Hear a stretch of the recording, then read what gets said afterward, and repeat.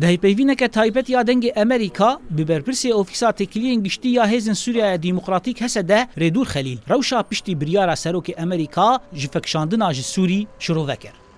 دبشه یکی یه هفپیوینه ده برپرسی تکلیین گشتی یا هسده ریدور خلیل آگاهی انگرینگ سر روشا پشتی بریارا امریکا آگاهی دان. لگوری برز خلیل گو شر لدیجی داعش بردوامه و بریارا وکشاندنا هیزن امریکی دوی دمیده و جاره کدن داعش به هیز بکه. پاشوکشاندنا امریکا ایرو نبس بوی ببه.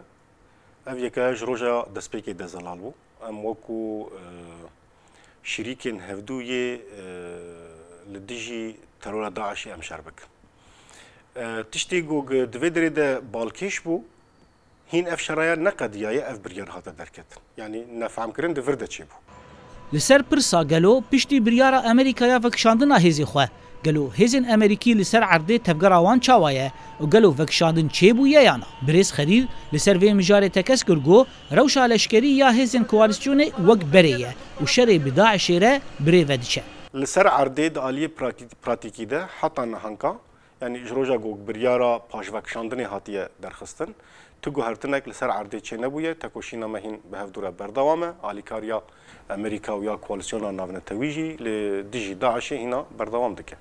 لگوری بریارا امریکا گو قناغا یکی یا شر لدیجی داعش قدیایه و دی دست به پیواجویا دوام بکن.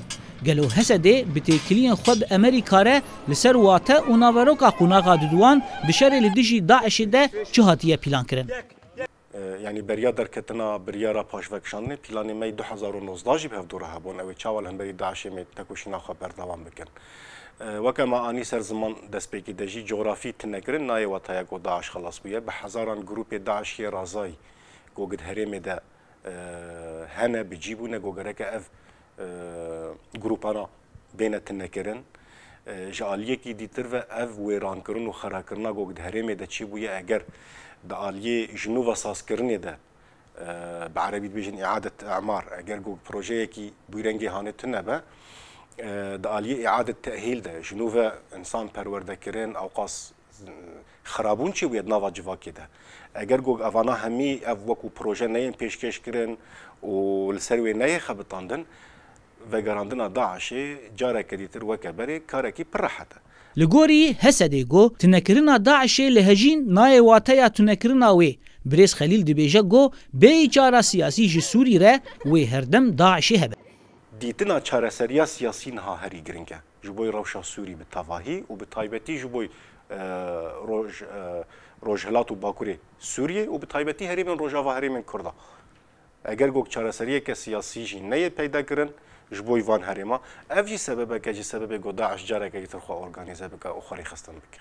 Di berdawamiya hevpeyvînê de Birêz Xelîl li ser helwesta koalîsyonê û danûstandinên hêzên Hesedê bi koalîsyonê re piştî biryara Amerîkaya vekşandinê şiro vekir.